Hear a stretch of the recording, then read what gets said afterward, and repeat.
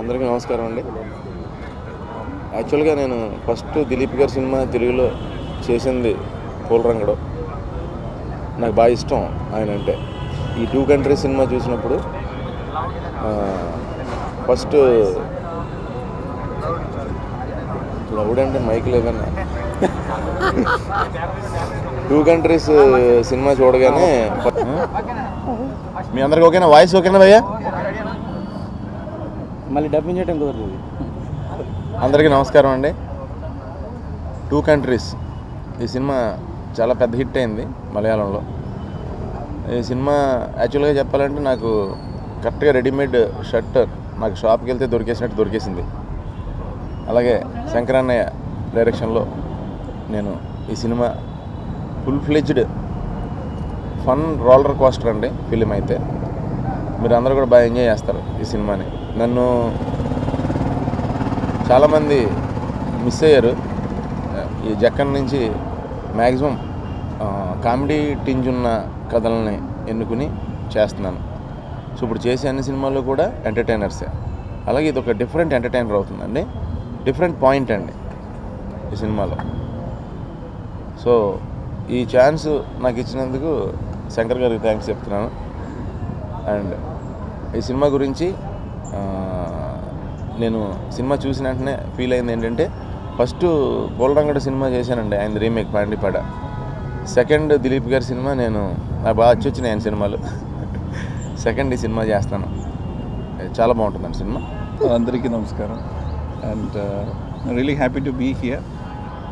And this film we did in Malayalam with Dilip sir and Rafi sir. So we were having a lot of fun doing that film. I'm really happy now that it's been made in Telugu also, and that too working with Sunil sir. So really happy to work with him. And Shankar sir also here. So thanks for. I'm taking this opportunity to thank everybody for making me do the music for this film. And that's it.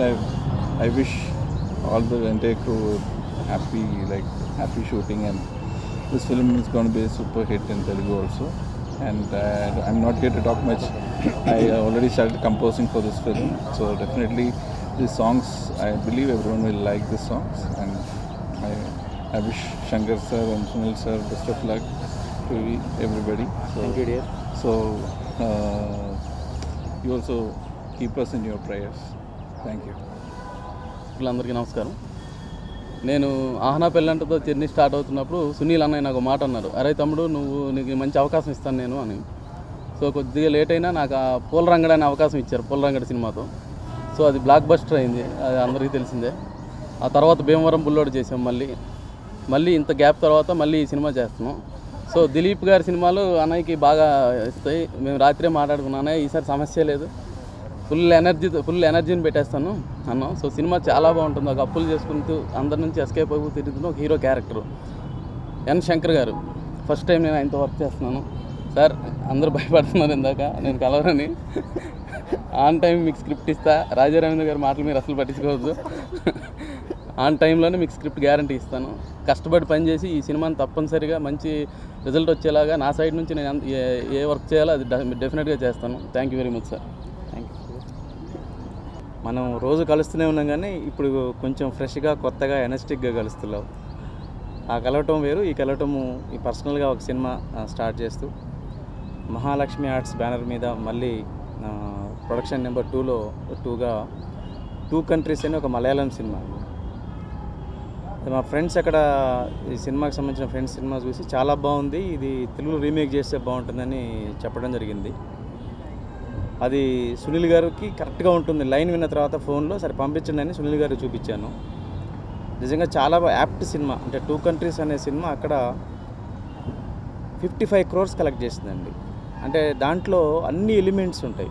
Not only ఎంటర్టైన్మెంట్తో పాటు ఒక లైఫ్లో ఉండే emotions అన్నీ ఉంటాయి. అంటే ఒక heart touching drama ఉంటుంది, ఒక చిన్న ఫీల్ ఉంటుంది, తర్వాత క్యారెక్టరేషన్స్ ఉంటాయి, రిలేషన్ ఉంటుంది.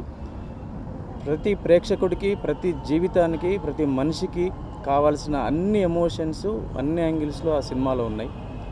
అన్నీ అంత పరిపక్వంగా అంత పర్ఫెక్ట్ లెంత్లో ఉండటం వల్ల ఆ సినిమా చాలా పెద్ద హిట్ అయింది. సో డెఫినెట్గా అక్కడ దిలీప్ సినిమాలు ఇక్కడ రీమేక్ చేసిన అన్నీ కూడా హిట్ అయినాయి.